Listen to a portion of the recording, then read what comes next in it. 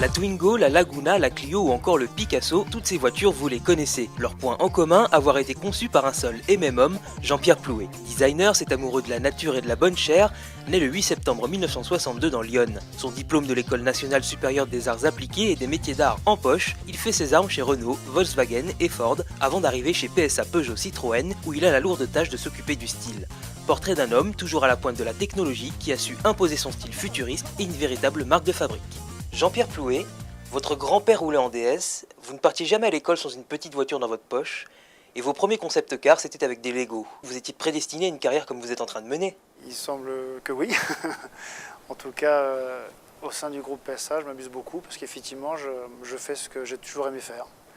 Du design, de la création. En 2000, vous arrivez chez PSA.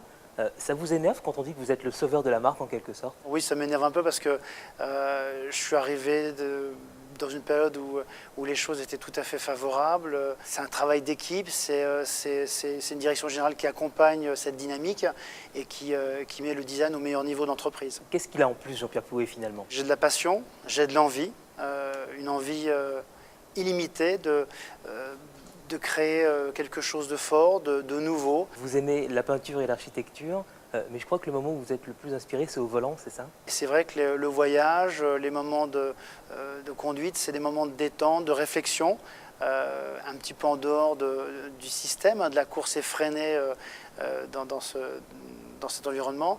Et est-ce qu'il y a d'autres domaines qui vous inspirent? Je sais que vous aimez particulièrement Philippe Starck ou d'autres designers. Est-ce que ça peut faire partie des gens qui vous inspirent? Oui, Philippe Starck a été vraiment important pour moi en tant que jeune designer à l'école.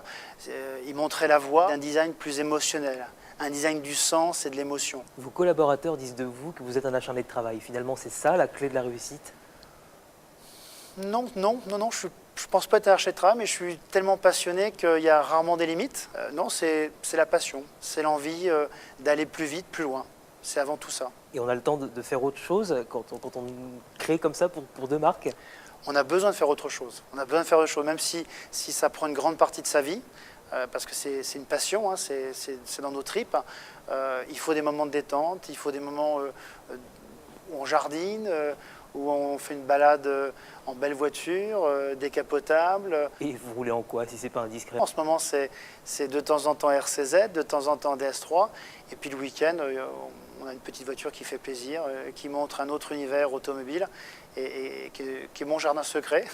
Et s'il y avait un mot pour définir le style Peugeot et un mot pour définir le style Citroën, ce serait quoi? Pour Peugeot, on est dans l'athlétique, dans l'émotion, dans le sculpté subtil, dans la précision, dans l'allure, dans l'élégance. Pour Citroën, le mot c'est la magie, c'est la fluidité. L'avenir de l'automobile, il ressemble à quoi? À ce genre de véhicule que vous avez à côté de vous? Là, voilà, on est devant le BB1. Il est extrêmement pratique, urbain.